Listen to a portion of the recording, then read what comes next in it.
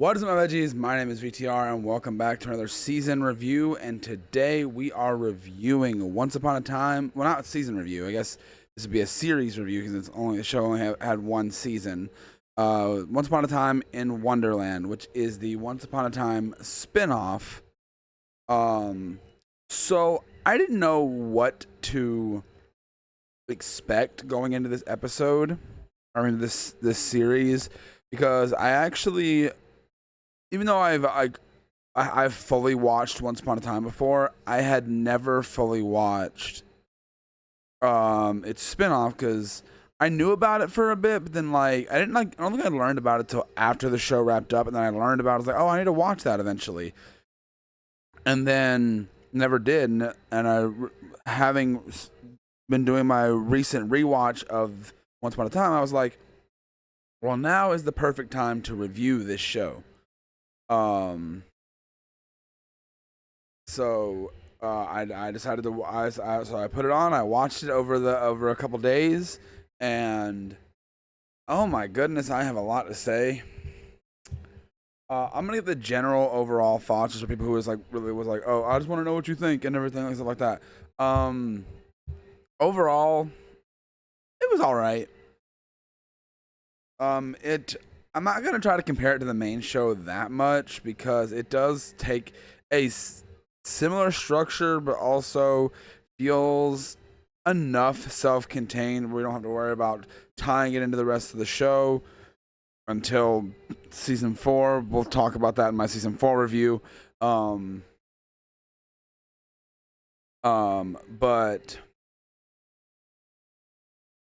But this episode currently, and this show, sorry, from what we know, it starts. From what I know, it takes place like right after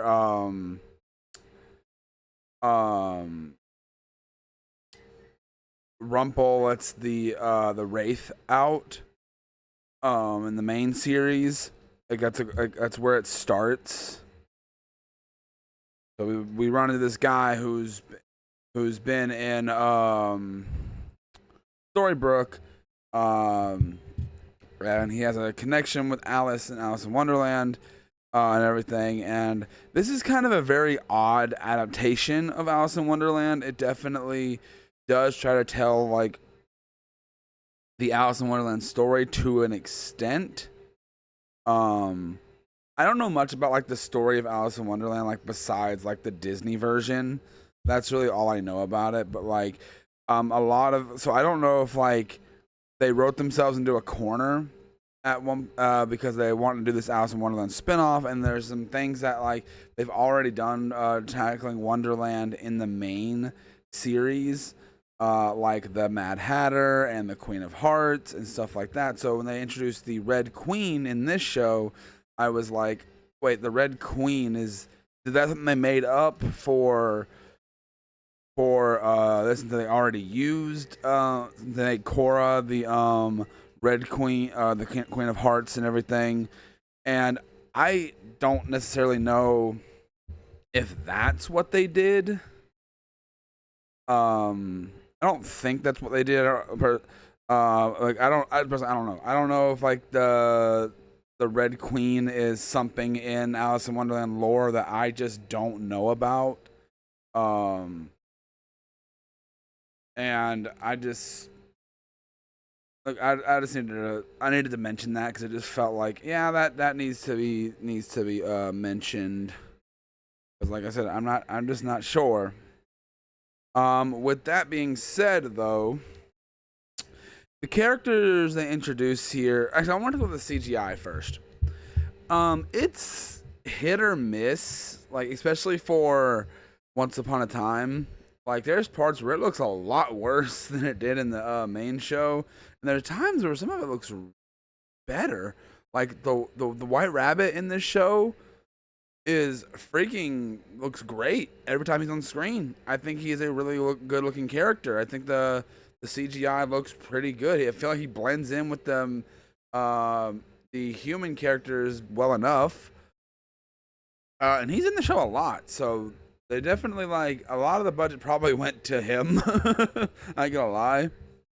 'Cause there's a dragon that shows up at once in one part of the show, and Adam doesn't look as great. Um, but it's Once Upon a Time. Um, I already don't expect like groundbreaking visuals, and them doing what they did with the building more upon the world of Wonderland in this show, and they may keep the whole back and forth, a story going on in current day and past stuff, which isn't a bad thing. I also think there's some stuff that's definitely so I don't want to give a lot away because the show does do some fun things. Like I think the there's a connection to Cinderella that's in here. It's not mentioned, but like just through context clues and everything, it feels like yeah that this character is related to Cinderella in some way. And personally, I thought that was really interesting to even think about. Then throwing that a connection like that in there, that just but like Once Upon a Time likes to connect everyone. Um, let's talk about Alice herself. Alice is all right. I remember I saw one review talking about like how she's kind of boring and everything, and yeah, she can be like like we, but we learn a lot about her and everything. But a lot of it is just tied to her love story with the character Cyrus, who is a genie, not the Aladdin genie, even though Jafar is like the big main villain of this show. Yes, I'm not kidding, because we already know that the genie Aladdin, the Aladdin genie is also the magic mirror in the Once Upon a Time one. It's absolutely insane. That's all I can say is that it's insane, and some of the lore that Once Upon a Time has, and it's I did like Jafar as a villain. I think they did him decently. I wonder what people think. I don't know about the general consensus of this guy playing Jafar, but I think he was all right. He was intimidating enough and everything. Um,